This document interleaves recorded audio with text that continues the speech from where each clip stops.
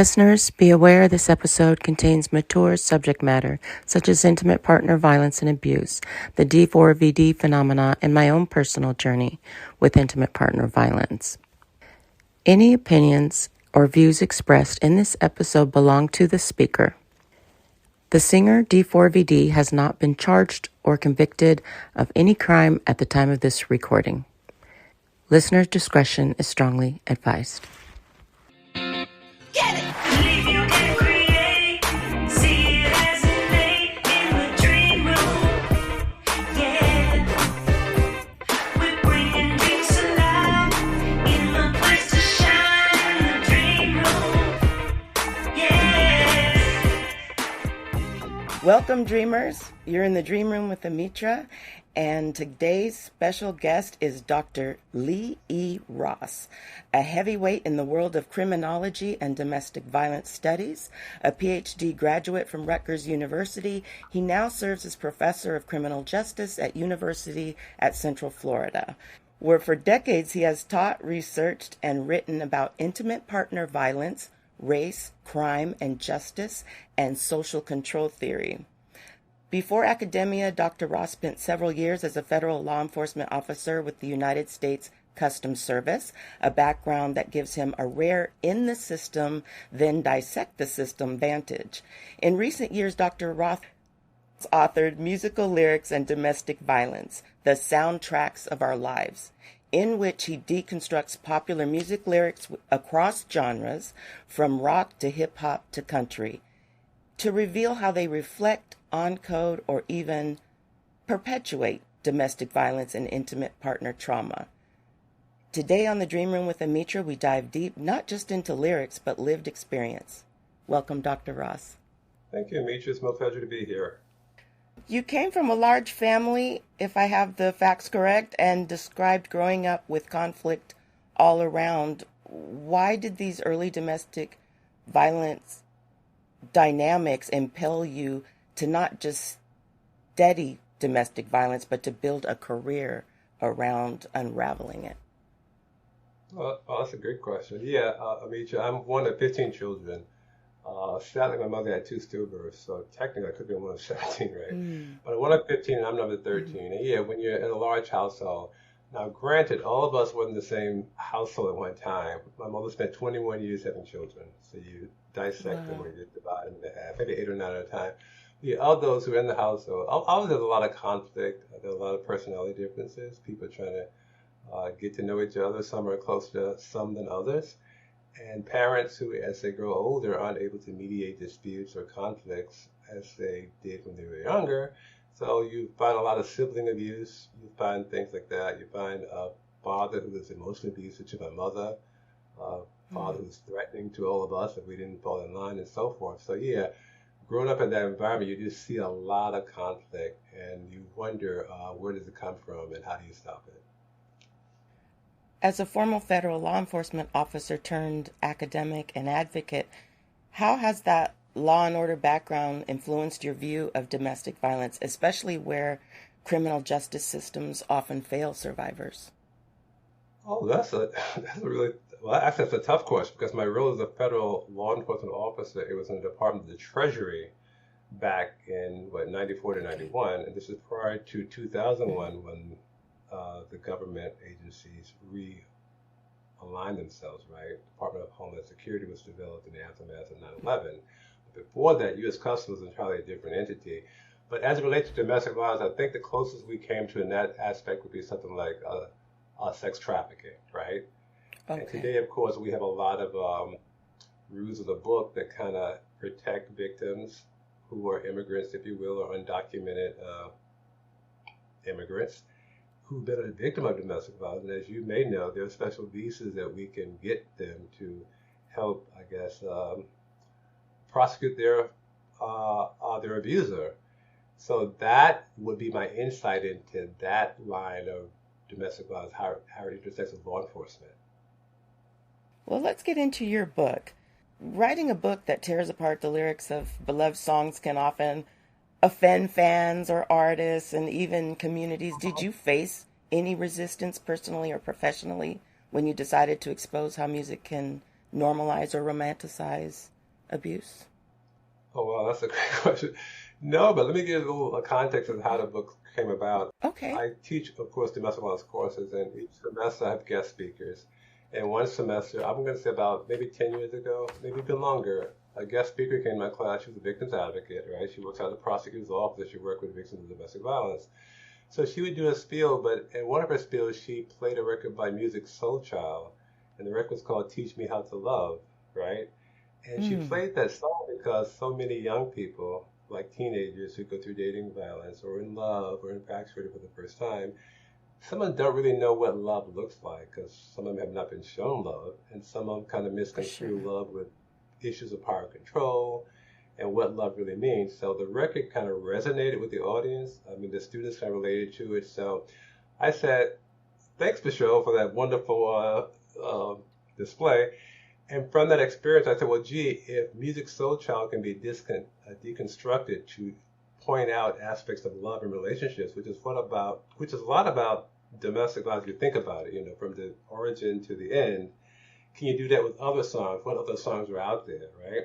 So I said, what I can do from that visit is I can go online. I can identify all the songs that have anything to do with domestic violence, and these songs would be sung by some of the world's greatest artists like Beyonce or Michael or Dolly Parton or anyone you could think of, LL Cool J, DMX, the whole 9 yards. Tupac.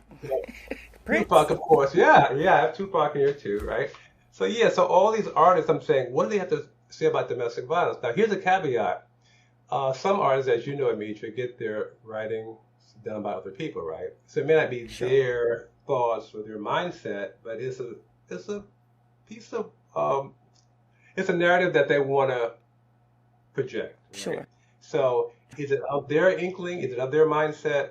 Anyway, they sang the song, right? Right. So these are people who identify who sang a song across certain genres, whether the genre is country, whether it's rock and roll, whether it's R&B, whether it's pop, or whether it's hip hop. We have artists from all those different genres, and the songs that they sing about domestic violence and the lyrics. Now, in this book, if you know, you cannot print the lyrics, right? There are copyright concerns. And for the publisher to get access to that, they got to pay like $1 billion, right? So we didn't have $1 billion in the budget. So they said, why don't you do this? Don't try to steal the lyrics, Professor Ross. Why don't you just link the song to a YouTube video? And that's what we did. So in the book, you'll see highlighted songs in, I think, terrible blue-looking fonts, right?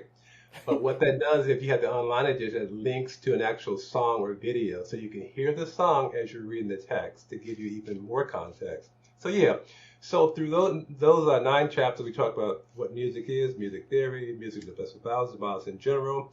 And in chapter 10, we get into music therapy and how music, while we're understanding and deconstructing to see how it relates to domestic violence and every manifestation of domestic violence, right? The whole continuum from child abuse to sexual assault to molestation to dating violence to spousal violence to wife abuse to elder abuse, the whole continuum, right? So in chapter 10, we talk about music therapy and how that can help victims of domestic violence restore themselves, be rehabilitated, and get them in the right frame of mind to go forward, to make them the survivors that they are. So that's what the book's about. Got it.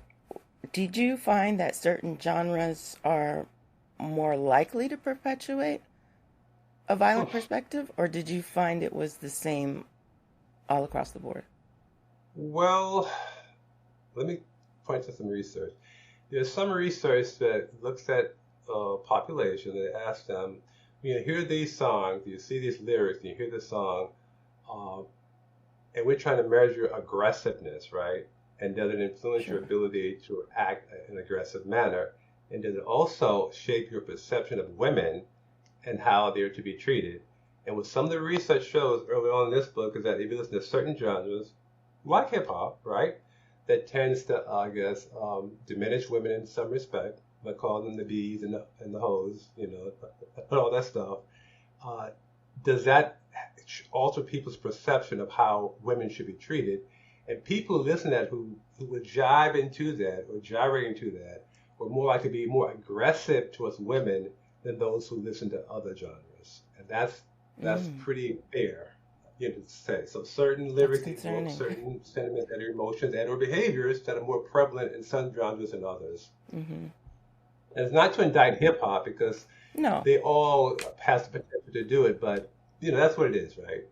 Hmm. Through your work as a witness and facilitator for Batterers Intervention Program, what Hmm. recurring stories or patterns stand out to you? Wow, that's another great question. We get all these great questions from. Oh, sorry. No, no, no. One great thing that stands out, obviously, and sadly, Amitra, is the demographics of the people who are court ordered into batterers intervention programs. As an African American who studies issues of race, crime, and justice as well, and you as a person of color, and so forth, most of the people in these groups are basically either black and or Latino. There are Caucasians in the Mm, group, and Asians, and perhaps Native Americans to make it whole, but predominantly it kind of reflects the incarceration system, right? You go to any jail or prison, and the predominant demographic, sadly, is young black males. So that kind of stands out to me. Also, what stands out to me are repeat offenders, right? It's not a first time, yes. these are frequent flyers, we call them, right? You're not a first time offender. Yep. So if you are administering a bad intervention program, the curriculum or the regimen you prepare for them has to be different. It's not one size fits all, right? You're a first time offender, but Joe Blow is not. He's been there and done that, right? Hmm. One young man in my program said he's been in so many programs in his life that he feels like he's been programmed all his life. So that's where he was coming from, right? So yeah, but another pattern I also pick up on is a lack of responsibility. It's a denial Hmm. of victimizing others, that they're like not owning this. That wasn't me. And you see the typical excuses week in and week out of people who refuse to accept responsibility for what they've done. And before they graduate from this program and get their certificate, or as we say, to get off paper, right? A lot of people are on probation, i.e., they're Hmm. court ordered. Some of them are ordered in lieu of prosecution, right? We call it a deferred prosecution. Well, before they get their certificate, they have to show some type of change attitude, right? Hmm. They pay, that was me. They pay every week to attend the program as part of their, I guess, fees that are assessed by the courts. And they have to show that they've changed, basically. So that you see. And the saddest case I've seen was a minister, a guy, a man of the Holy Word, a guy who preached the Bible, who was quarter into Hmm. this program. And my co-facilitator was a female. She was older than me, and she wasn't buying his story. And she would call him out every week. She would be in your face calling you out if you threw a line of shit, right? Period. Because she wasn't here because Yeah. she's been there and done it. So you had that going. People were in denial. People were misrepresenting themselves, and people who quite frankly would surprise you that they're in there in the first place. And you would be surprised if I wound up in there, right? Because I'm someone who's taught domestic Hmm. violence. I have a beautiful family. I don't violate my wife. She don't violate me. Good child children. We don't corporal punishment, all that stuff. And Professor Ross is totally against domestic violence. So if he wound up in a BIP program, you'd ask for why, what went wrong, right? Yes. What happened? So yeah. And what are some typical reasons that you've heard over the years? Some typical excuses Excuses. as to why they did what they did. As a person who has been through domestic violence that actually resulted in attempted murder in my life, Right. I I remember that he said to me before he began the attack, if you don't love me anymore, if you don't want me anymore, then this baby has to go. I was pregnant at the time. Oh wow. And he also said, if I can't have you, no one can have you.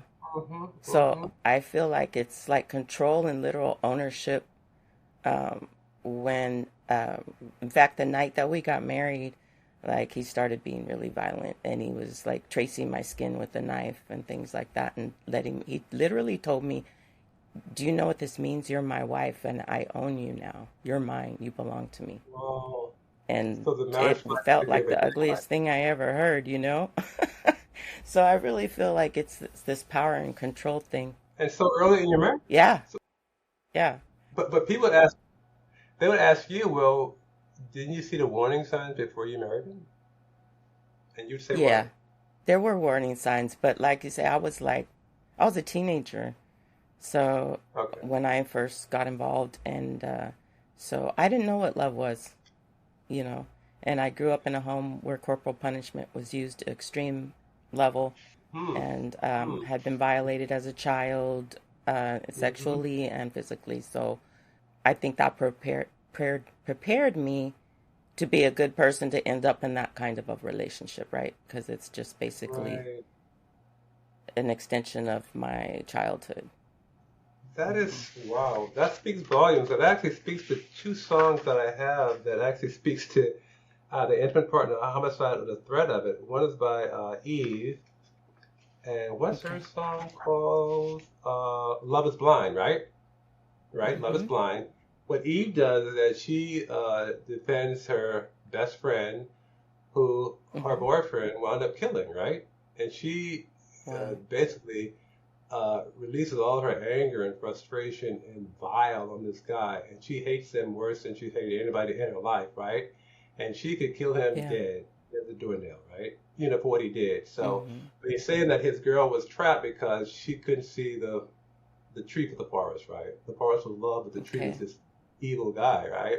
So love is blind. But there's Yeah. another one also, you know, Call Me Guilty by Jasmine Sullivan, and here she's in a position of contemplating intimate partner homicide because she wants to kill him before he kills her because she can see all the warning signs and she's trapped in a cycle of violence, right?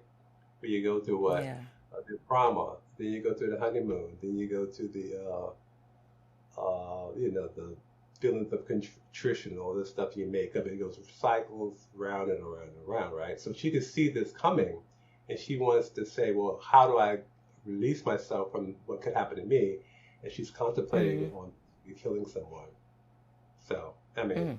I can't have you, no one will. Well, that just shows that some men think that they have a right to a woman's body, that they possess them, both physically, spiritually, socially, financially, economically, in every respect. And that's just a page out of Hmm. male patriarchy, period. Hmm. Because we live in a Wow. very patriarchal system. One of the articles that I wrote was Religion and Domestic Violence, a Double-Edged Sword, right? And we look at all the Hmm. precepts in the Bible that talks about your honor your husband as long as you live and till death do us part. What God put together, there's no man put Doesn't it say asunder. obey? Does it say obey? Or is that Obey, from the yeah, yeah. marriage? It says all of that, Yeah, right? So obey. we say that the Bible is, yes, Amytra. We say the Bible is what written by man, interpreted by men, delivered by men. Undoubtedly, it's a male Hmm. Bible, right? And women are kind of relegated Hmm. to a subservient status. And we talk about the notion of submission. What does mutual submission mean? Well, we think it means that, you know, the two people are mutually submitting to each other. Yes. But the way well, some people think is that women submit unto their husbands. And so all that stuff kind Hmm. of shows patriarchal nature of the Bible, but not just the Bible, in society at large, right?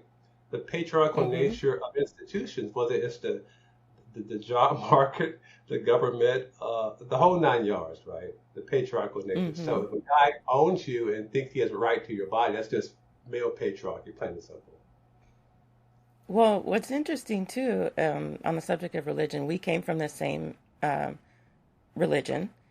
Okay. And after it happened and he was in prison, his mother called me, his mother, who was the victim of his father's domestic violence. I Mhm, mean, he used to mhm, beat her mhm. in the streets, right? Right, And the other right. brothers and sisters would come over, and their friends would come over and pull him off her. And so she left him, but she's calling me with my ex on the three-way, and I didn't even know at the beginning of our conversation that he was on the line. And she was trying to convince me and tell me that God wouldn't want me to leave my husband. And I said, well, my Ah, husband didn't give me life, and God did. And since he was trying to take the life that God gave me, I'm sure he's fine with my decision. right. Yeah. That is amazing. You know what you just remind me of? Yeah. You just remember the movie What Love Got to Do with It. It was Tina Turner's story, right? Yes. It was Mm-hmm. what's her name? Larry Lawrence Fishburne was Oh, Ike, yeah. and what's her name Mm-hmm. played Tina? Angela You Bassett? know her. Yes, Angela Angela Bassett? Bassett, right? Yes. And if you look at that Yes. movie again, she is being brutalized and beaten repeatedly, right? And she wants to get away from Yes. Ike. And what does she do? she wants to, she goes to the Greyhound bus station, and she and her Mm-hmm. baby are on that bus, and guess who tells Ike where she is? Her mother. Her Mm, mother. mm, mm. Now, what does that tell you? It tells you that some batterers are so manipulative and so conniving and so Mr. Fake can get close to your own mother and have them appear more credible to them than their own daughter for whatever reason. Yes. And in this case, it was money So, also, right? Because money was a driving force, mm-hmm, right? Screw what mm-hmm, she talking about. mm-hmm. Let's get some money here. And the money is coming in, so let's not mess up a good thing. So I thought it Right. was a powerful, that was pretty powerful. Yeah, but that it's just so sick, like that. It's so cyclical. This cycle of sickness, you Yes. know, where Yes. it's definitely a societal problem that we all have to look at together. Right.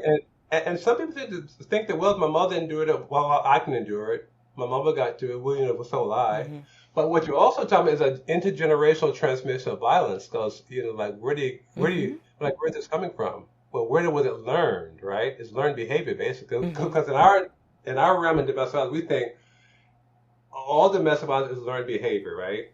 In order for Mm-hmm. Professor Ross to break the cycle of violence, he can't do what his father did. Right? He just can't. He got to Correct. recognize what his father did and not do that to his own children.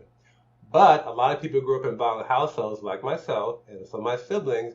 They're likely to perpetrate domestic violence or be a victim of domestic violence. And in my own family, I can tell you some of my brothers were perpetrators of domestic violence, and some of my sisters, unfortunately, were victims of domestic violence. So there is a relationship there. It's not a deep fake thing on AI that you may read about these days. This is a No. real problem, and it's a real reality. How violence is transmitted from one generation to another, intergenerational transmission of violence. That's very real. Yeah. Mm-hmm. Can I just throw some? Yes, please do. Please do. Yeah, I'll just start some songs. These are songs that my students always tell me that relate to domestic violence. Right? I asked them on like the first or second week of class, give me some songs that resonate with you about domestic violence. And these are the top 10 they always come up with. Face Down by Red Jumpsuit Apparatus. It's basically talking about men who feel empowered when they beat women, right? I mean, they get a rise out of it, Mm, right? Here's something for you that you may not mm-hmm. like to hear. We think, or I think, Professor Ross thinks that some men derive pleasure from beating women. Because Professor Ross That thinks I that would agree whatever with that. is pleasurable, the behavior can be repeated, right? It has something to do with what's released Mm-hmm. in your brain. It's called dopamine, right? Dopamine is a Yep. pleasure hormone that your brain releases that accompanies any pleasurable acts, whether it's winning at the casino, whether it's sexual intercourse, whether it's hitting the home run to walk-off home run to win a game, whether it's dropping the winning basket, right? Your brain Yep. releases that great feeling euphoric chemical, right? Yes. Now, if some men get pleasure from beating women because they're sadomasochistic, who's to say that just like you be addicted to all these other things, like addicted gamblers, addicted alcoholics, they're addicted to that, right? They're addicted to it. Sure. Who's to say that Mm-hmm. you're not addicted to the pleasure you get from beating up someone? Definitely. And Yeah. that's the scary part about it. That's the nasty, scary part about it because one, we don't measure that. Two, they don't call that in court unless you get to a battered women's syndrome defense at trial or something. So it's a nasty conversation to go into, but in my world, I think it happens, to be quite honest. Yes. I would agree. It reminds me of David's lyrics. David, the rising artist that had his underage girlfriend's body found in the front of his Tesla in his trunk. Really? He writes in Romantic Homicide, and in my opinion, this is opinion, Hmm. he did say online, it's been shown in the news, that he wrote in Discord chats that he watched gore and that watched it so much that he became desensitized to it. And so his first song that went really viral was called Romantic Homicide. And in it, he Romantic says, homicide. in yeah, and in it he says, "In the back of my mind you died, and I didn't even cry. No, not a single tear. And I'm sick of waiting patiently for someone that won't ever arrive.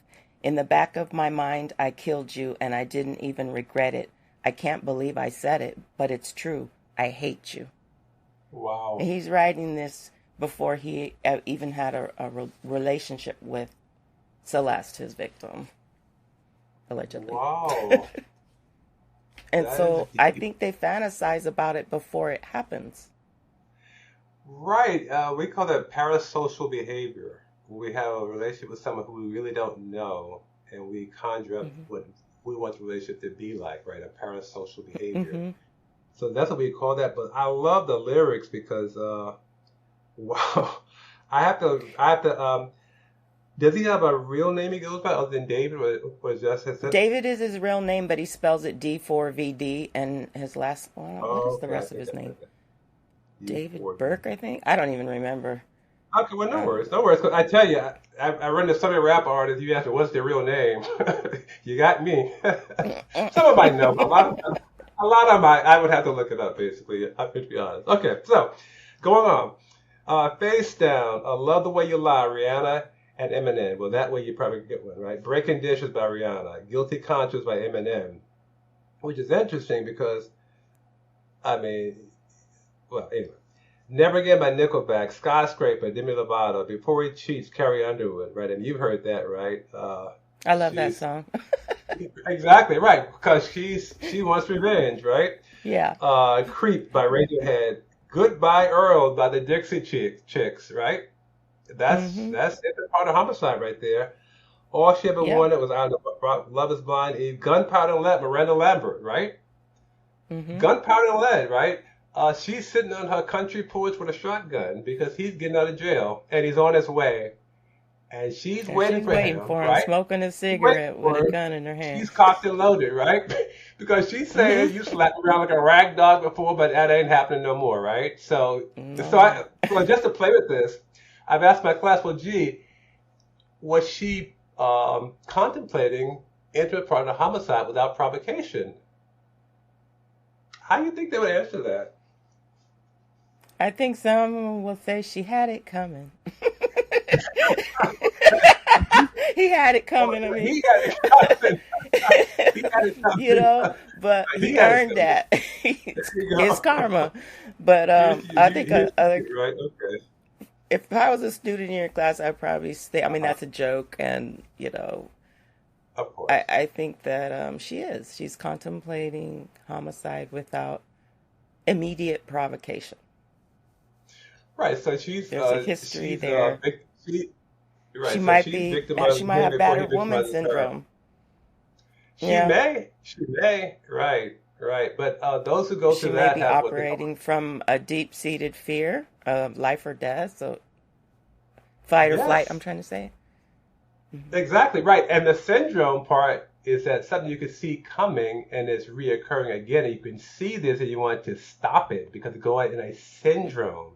So battered women syndrome, what we found is that people are in a state of learned helplessness, right?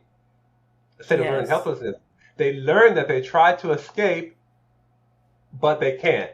So therefore they're resolved to be helpless, right? So Tina Turner, back to her, she learned that she was helpless to escape from Ike because although she tried, everything failed, right?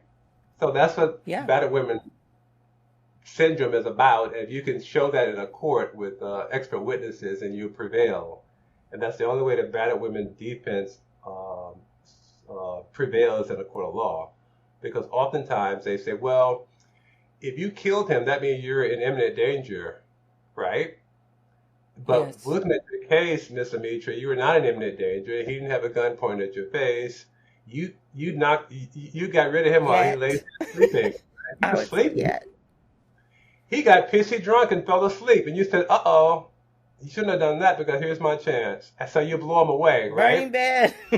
Yes. Pretty bad. That's exactly right. And the Framingham Eight is like that also. There's a film called The Framingham Eight about people in Massachusetts who all killed their abuser, and 5 of them got away with it because they successfully showed battered women syndrome. So yeah, but yes, but burning bed, yes, absolutely. So the whole 9 yards. Are you in imminent danger when you did that? Objectively, the court would say no. But the expert witness will know in Amytra's mind, she was in imminent danger. That's why she did what she did. Right. Because in her mind, he was going to kill her, period. Exactly. Yeah, I moved away from my hometown after that. I moved away before he got out of prison, and I never went back. Very good. And so that is a feeling that lives with you, that you live with, that you're not safe. And so you just don't put yourself back in that situation, is how I looked at it. Will he show up again? I guess that's your concern, right? Mm-hmm. Mm-hmm. And as you know, the most dangerous part for women in relationships is when they do decide to leave. When they decide to leave. That's the Yep. most dangerous part of a relationship, because that's when oh, no, you're not, where you're going. If I can't have you, nobody will. Who do you think you are? Mm-hmm.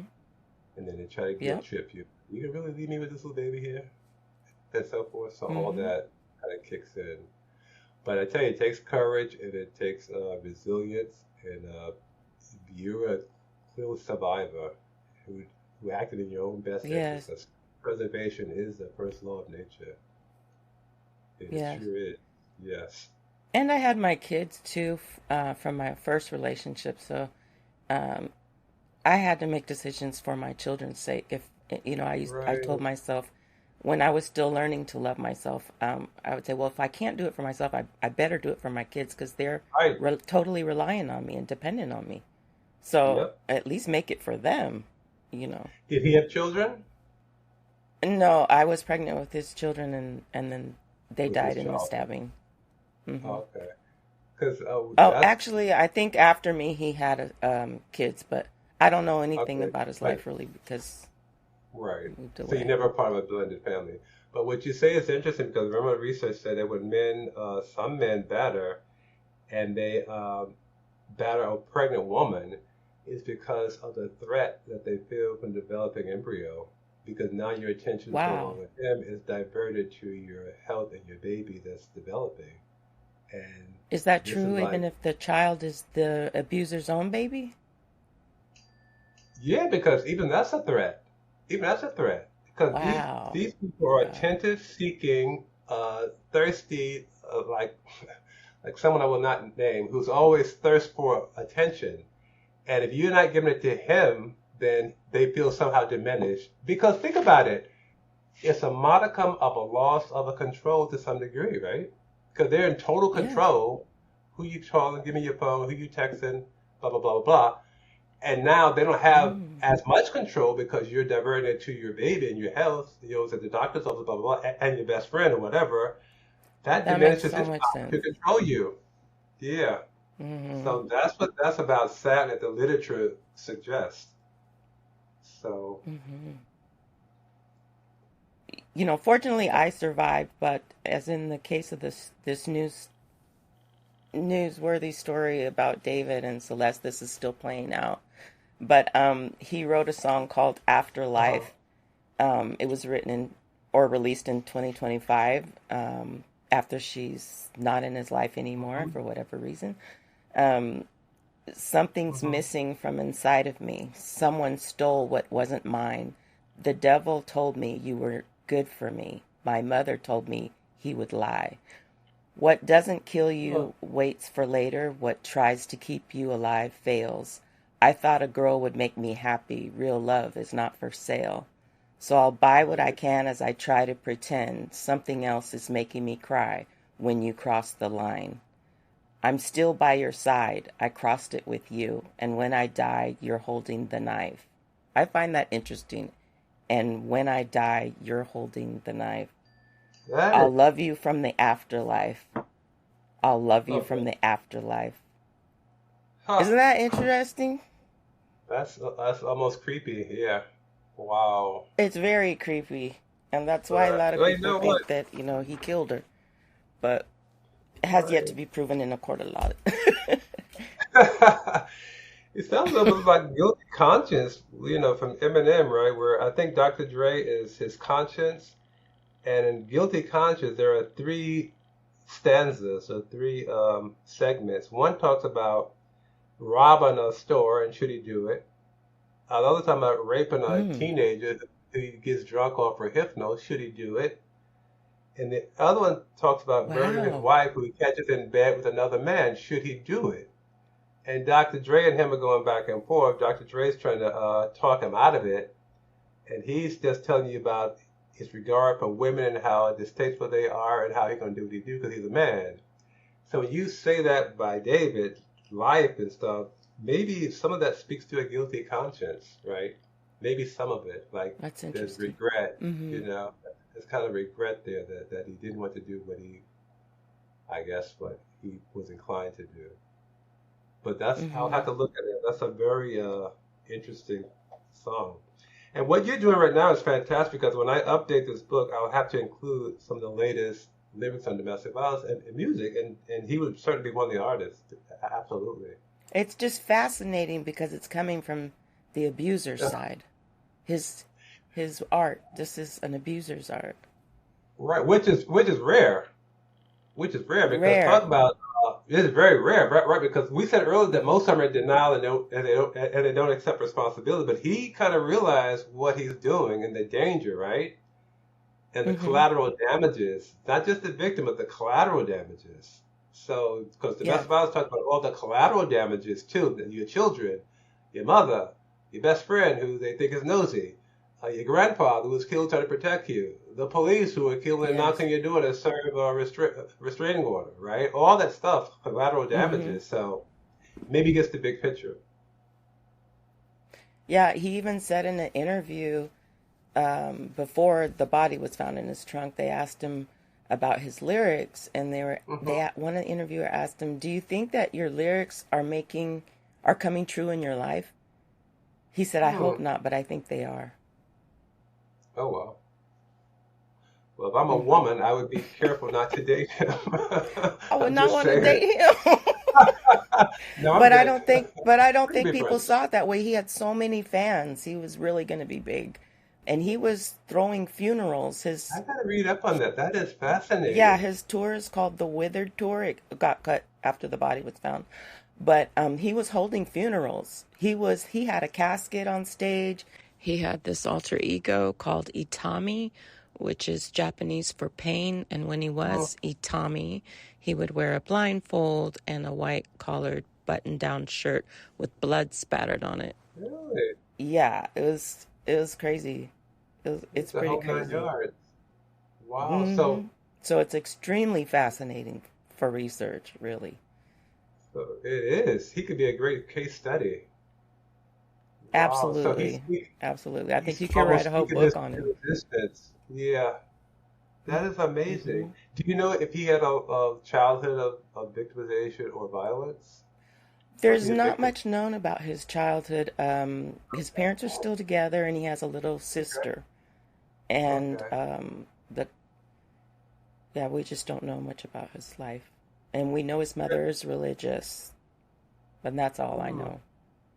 Right, because we argue that everything is learned behavior. The question becomes, well, where did this come from, right? Oh, he's really, it feels like by the way he talks in all his interviews that he really resents being home educated. His parents took him out of school. Ah, Um, and so when should have been, having crushes on girls and developing social relationships, he was at home alone with the Fortnite game and aha, I missed the video. sneaking and watching gore and things like that. So, But he and wasn't he an seems to incel, right? He really, wasn't like an incel or nothing like that. Did he? By incel, um, I mean involuntary celibates. These are people who are I sinning think against women so. because they're rejected by women and they blame women for their lack of affection in relationships in life. And they'll do anything to eliminate Oh, I them. couldn't speak to that. I couldn't speak to Right, that right. for That's what him. incels are about, Yeah. right? But Okay. yeah, so if he was homeschooled, well, maybe it's a form of rebellion. Form of Yes. rebellion, Yeah. right? When you say homeschool, then I'm going to have to open the door and say, well, we talk about adverse childhood experiences, right? We call them ACEs.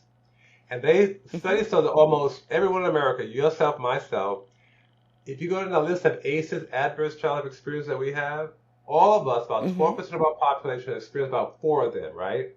And they could be anything from things that happen to you personally, whether it's violent, sexual, whatever, the thing that happened to your parents, or the things that happen that the parents beyond your parents' control, like unemployment or death in the family or car accidents and things like that. And the question is, Mm-hmm. what extent are we affected later in life by the adverse childhood experiences? So if some of his ACEs as a child were violent or victimization or so forth, that could translate into some of his behavior or thoughts today.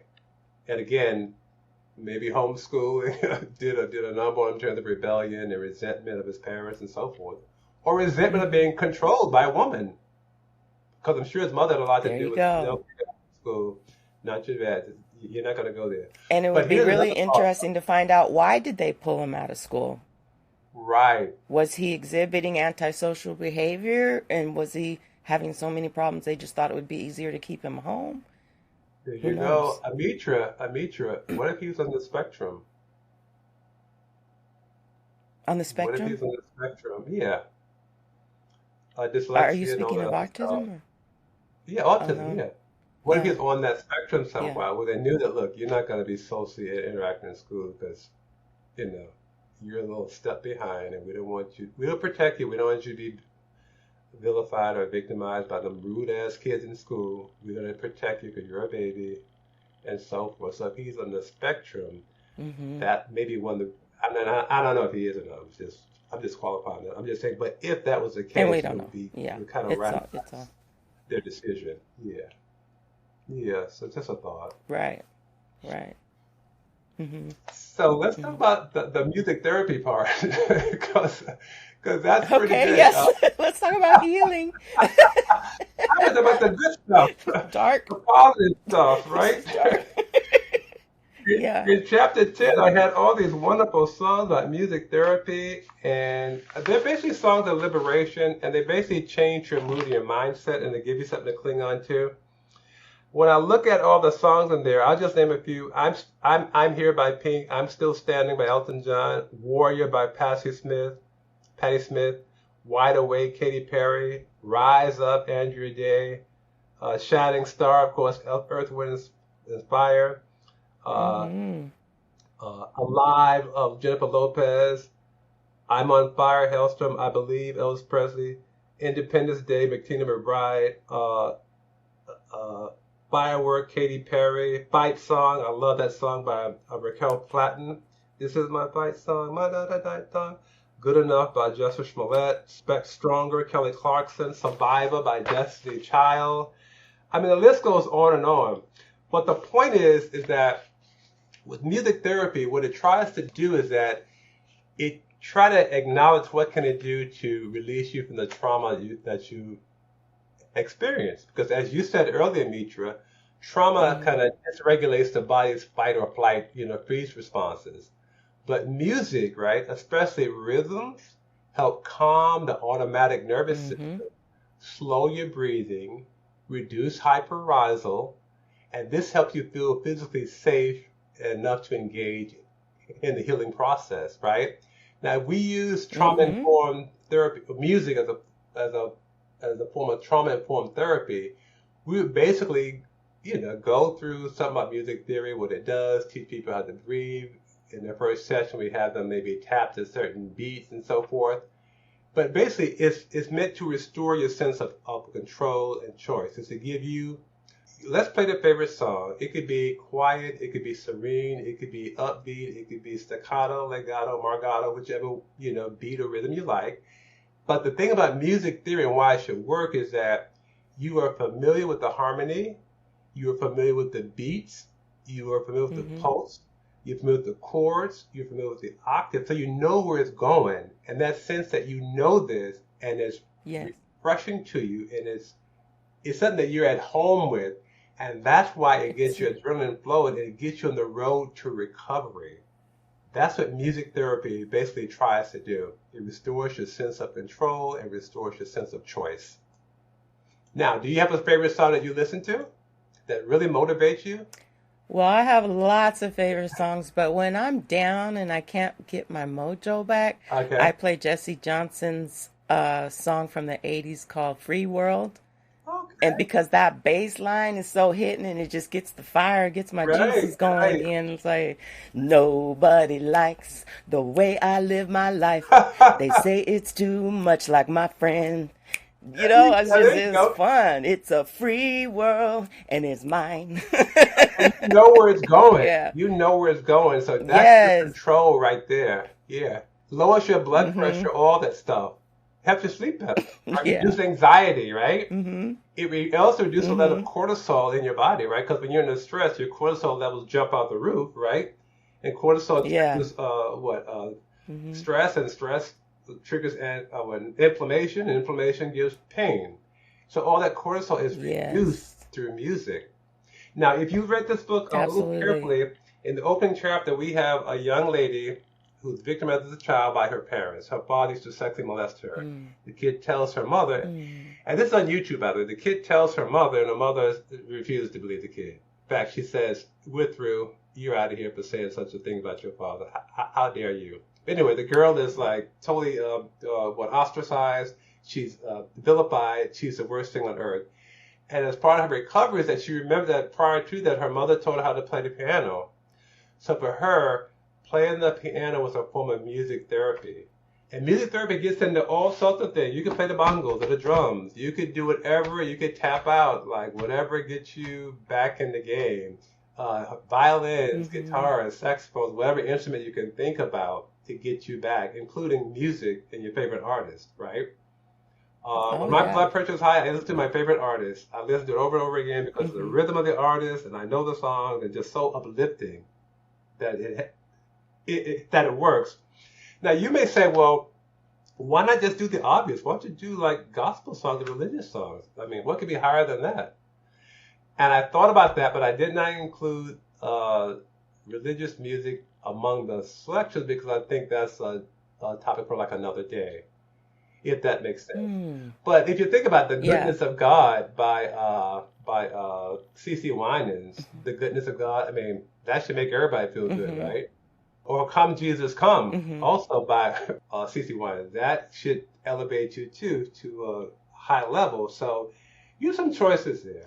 Use some choices. Yeah. Yeah. Yeah. And Mariah's song, I can't remember the name of it. It's such a good song, and she starts out with the minister reading a verse from the Bible, and along the lines of "No weapon formed against me shall Sure. Right, prosper." exactly. I think it's Right. called "Fly." Fly, it might be called. It's a I gorgeous song. okay, I'll have to look at that up close. I'm sure I've heard it. Mm-hmm. Yeah, so I guess you say, well, Take to the sky. I'm trying to remember it. I can't. yeah, so yeah, therapy, healing. I mean, how do you heal from the Mm-hmm. process? I gotta ask you this. To me, you are a survivor of domestic violence, clearly. Mm-hmm. But some of my students also bandy or throw the term around survivor, and I'm saying to myself, but what you described, what you I'm went through, is not the same. Are you really a survivor, like, or are you like I'm or what? not Or are you you, like what? not you per se? I'm talking about the students in my mind. No, no. Are you really a Uh-huh. survivor because, I don't know, you grew up in an abusive household? You were never hit, but you saw your dad push your mom down the stairs. And these kids are calling themselves survivors of domestic violence. I'm saying, well, gee, I'd rather reserve that term for someone who's been through the fire. What do you think about that? Hmm. Was everyone a survivor? I don't know. I think that if it affected them a certain way, if it crippled them at some point and they Okay. felt they had to get over something, I think they are survivors Okay. too. I mean, I think it's probably a spectrum of survivorship. And I've gone past survivor to I want to be a thriver. You Oh, know, I wow. don't even want to identify as a survivor of Survivor. domestic violence. To me, that's something that Right. happened in a part of my life. And then I have fought hard and done the homework and the shadow work to figure out, what was it about me and my reactions or failures to act that Right. caused me to replay those patterns in my life. I'm an adult now. I have a choice. I don't have to keep repeating that, and I don't have to keep going through that. And so now I want to be more than just identifying with what I've been through and just saying I'm a thriver. I'm thriving Right. Interesting. because I choose to. That's Hmm. a fresh perspective because most alcoholics, they say they're in Hmm. recovery. They never say they had fully recovered. So if we substitute I survivor, hate that. I feel like, yeah, okay, uh, okay, okay, yeah. yeah. So they suggest I that hate that. I you're that over it. You're 12 over it. step It's would never past. work for me because I'd be Right. like, Okay. no, I refuse to identify with my weakness. Right. Like that's not a powerful position to Yep. me. I don't want to deny it either. Mm-hmm. Yeah, it's there. It will always be something that I could slip Mm-hmm. back into, Mm-hmm. but I'm choosing to say that I'm not. I've conquered that. Like that's over there. That's in my past. Right. It's on the shelf. I know it's there and I don't want to pick it up again. You don't want to I marinate already in read despair. that. I already been through that. Right. Right.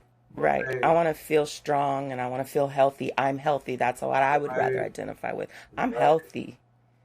Right. Hmm. You I'm know balanced. I You know what song I regret not putting in the book, and it was an afterthought. I said, "How could you what? be so dopey not to include the obvious song?" I'll give you a hint. The song is by Gloria Gaynor, I will 1978. survive. That wasn't in Yes. there. I thought it Now, was. now you can call me the absent-minded professor. I I must thought it have was so brought it in deep. my head. How could you not include the most obvious song about surviving? What were you thinking? So I said, on my next edition, I'm gonna Well, man up and throw it in there. Yeah, but excellent. that should be Yeah. empowering to a lot Yeah. of victims of whatever, right? I mean, really. So Hmm. I don't know. But yeah, I think someone had asked me, well, why didn't I include Caribbean artists and things like that? And I said, well, I don't know. I've been to some of the Caribbean islands, and well, to be honest, as a tourist, most of their songs are renditions, if you will, of American music. Now, Marley Hmm. had a record called "No Woman, No Pain," and I don't know where he was going with that. I'd have to look at what exactly he meant by that. I think it's No no woman, woman, no woman, no cry. no pain. Right, Yeah. right. So I don't know where he was going with that, but that's just one example of maybe a song that I could have included. Uh, but none of them strike me right off the bat, to be honest, because I'm not really. Well, my wife is Caribbean and she likes calypso, but that's mostly like dance music and stuff. It's not really about domestic violence per se. Hmm. But her own family, my God, Hmm. so much domestic violence among her parents and aunts and uncles. It's just all over the islands. She's not from Jamaica, but in Jamaica, domestic violence there is off the hook. I mean, you mentioned infant partner homicide. It is Oh, ridiculous. yeah. It is ridiculous. Very sad and very Mm. ridiculous. So, yeah. Yep. And I don't know if Hmm. you travel a lot like me. Whenever I Well, travel, I always wonder, all right, here's the tourist view, but what's going on down the street or over the city or over there? what's What does really domestic going violence on? look like? Right, Hmm. right. So, Hmm. I don't know. Yeah. Well, you're one person, and you can't include every single genre. There's so many. You Right, know, I right, think you do the best you can, and right. that's all we can expect from you. Yeah, but there's been no backlash. Now, if you want to talk about backlash, let's talk about backlash for 1 second. There are two songs. Tammy Wynette, she's an old school country singer, Hmm. right? She got a song that, well, Yeah. he's just a man, right? So she got a Mm. lot of criticism for saying whatever he did, that poor little guy. Well, we expect a man. He's just a man, right? If you slap me around, he's just a man, right? So people thought that she diminished her victimization and almost, I guess, eviscerated him because, yeah, you're a man, but you're better than that, right? But so she kind of condoned his behavior. Right. Now let's go to Beyonce. I love Hmm. Beyonce. She's the anthem of women's liberation. But in her song, what song was that? I'm gonna find it 1 second. Where's her song, Beyonce? Oh, Drunken Love. Drunken Love. It's in chapter 9. She revisits. Yeah, let me Yeah. tell you something. She takes a page out of What's Love Got to Do with It with Ike and Tina Turner. Let's go back to the movie. There's a scene where not only is Ike raping her in the studio, right? Forcefully raping her in the studio repeatedly, and they're at dinner, and if she don't does what he said, like, I want you to eat this slice of cake, and I ain't gonna wait to 5 minutes from now, okay? And he said, you eat this cake. Well, I'm going, whatever. Guess who take those same words and put them in their song? Beyonce. So I'm saying, whoever told her to do that, we didn't really think about what that means and the import it carries in terms of women being violated. That was a misplaced quote or narrative in that song, right? Yeah, don't make me eat no cake just because we're having sex or whatever. That was just poorly done. So that's why I say sometimes you get so caught up in the lyric or the gyration or the beat, you become a slave to the beat and miss the whole message of the song. That's true. That's what we're trying to argue here, right? With all these songs. Yeah. Listen, what's being fed into your brain? Because you can dance to it all you want, but the message is not always healthy. So. True. Yeah. When I was listening, even as a teenager, because I was raised with spiritual principles, and when I would listen to Snoop Dogg and back in the day, I would get so mad that I liked his songs. It was so conflicting for me because the lyrics are horrible and diminishing to me as a woman. And why am I listening? But his voice is so hypnotic and the groove is so hypnotic, and it just it's actually pleasurable to hear something that's not good for you. It's interesting. That's exactly right.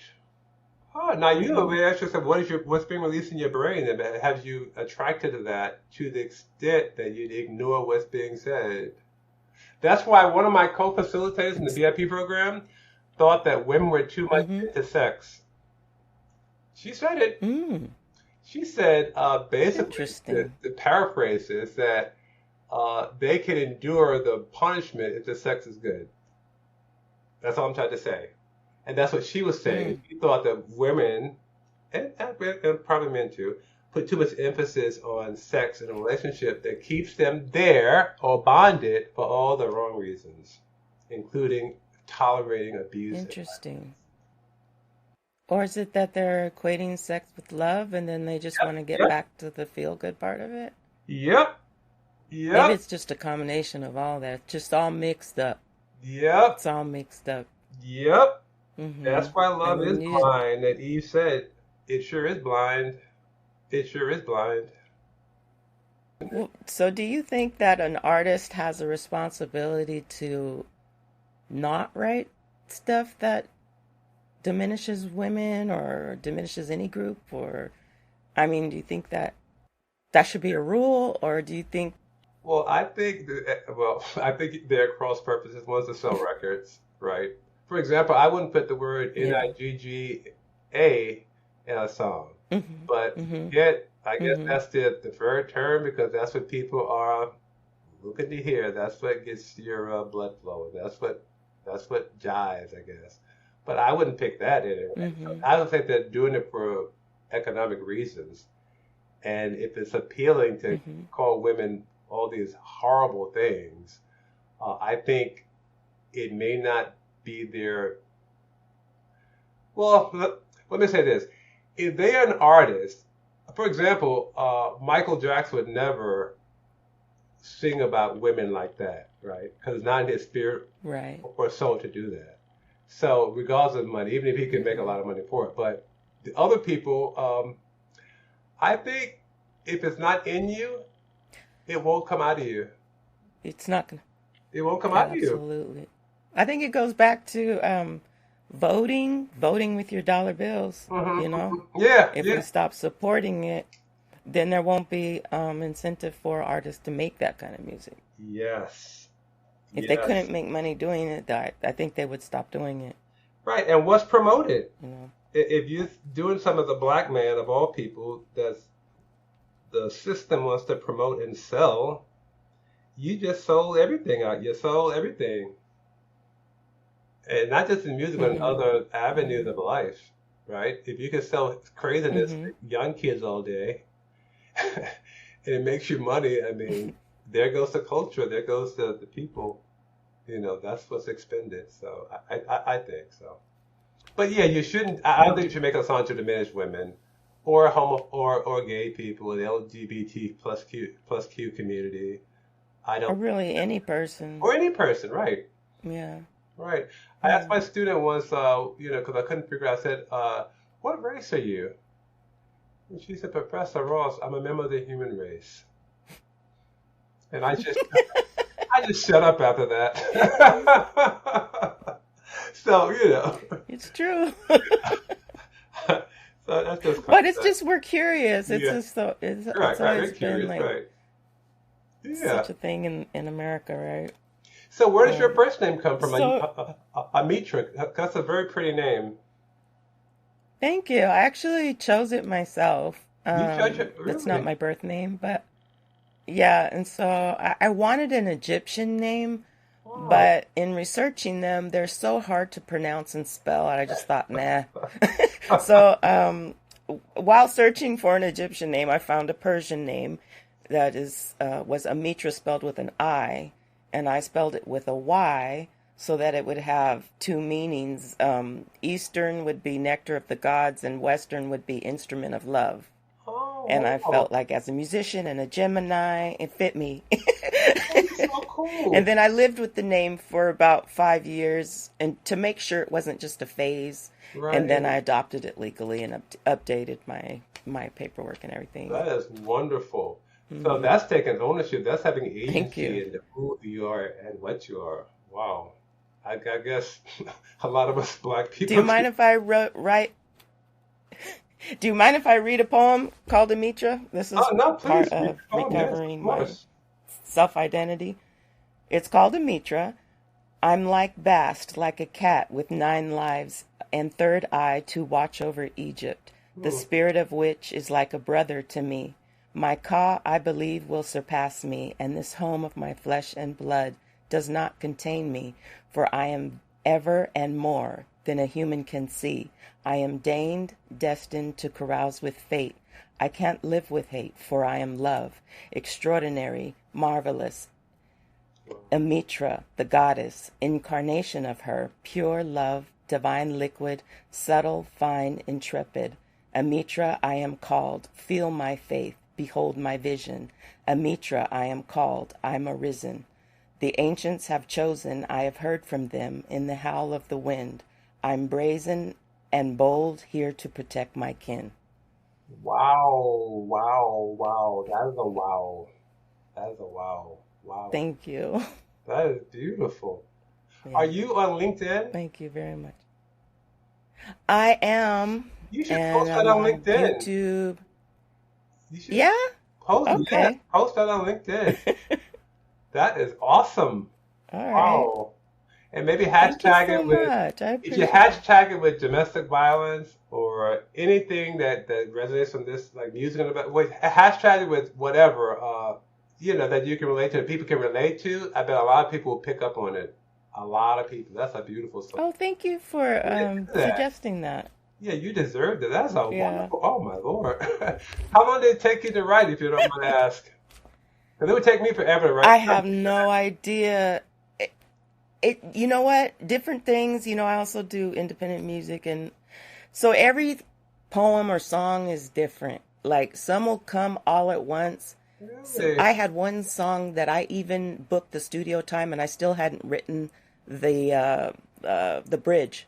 Like I couldn't Right. come up with a change to save my life, and I was like, well, I can't keep putting this recording date off. I don't know what's gonna happen, but I'm making this date. Right, And the right. night before at midnight, it came to me. Wow. So all the songs are different. Some are really hard, and then some just come, Are they and solos or some is are in it between. are they duos or solos or what?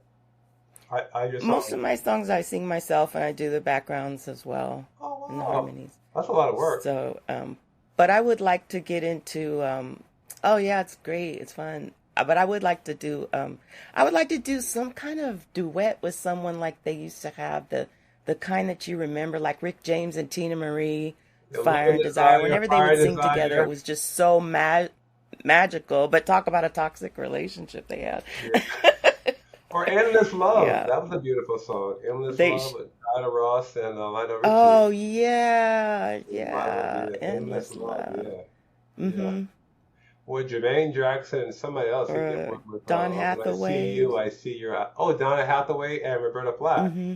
Right, back together again. Yeah. Yes, Oh, yes, wow. yeah, That's interesting. yeah. Something amazing that would stand the test of time. I would love to be part of that. Hey, do it now. So, Do it now while you're still young. So. yeah. I'm not as young as you think I am. Well, you look like you're young. So, my wife and I always we're Thank gonna you. travel now because we gotta do it now while we can because we'll always be able to That's travel. right. So, That's right. While you have the health. right, Yeah. because tomorrow is when we leave on our vacation, I guess. So yeah, and we're not gonna defer or delay. We're gonna do it tomorrow. So done. That's why I want to get this kind of Wonderful. complete before I left. So yeah, just so you know. Okay. Okay. Thank you. I appreciate you being Oh, I here. appreciate I you. really I do. learned a lot just from listening to you. I have a great context and feel for what you're going, what you've been through, and yeah, you can throw that survivor thing. You are a thriver. You're not a survivor. You're a thriver. Thank you. Without You're a question. good listener. Oh my. Well, Well, maybe thank we'll you so have a much for having chance me. It's my pleasure. to get together again someday. Yeah, I would love to have you again someday in the future when appropriate. Yeah, but when you have something outrageous happen in domestic violence, that would always be a good time. Like something that's national news as related to domestic violence, so it'd be timely. So Hmm. that's just a Okay. thought. Thank you, Dr. Ross.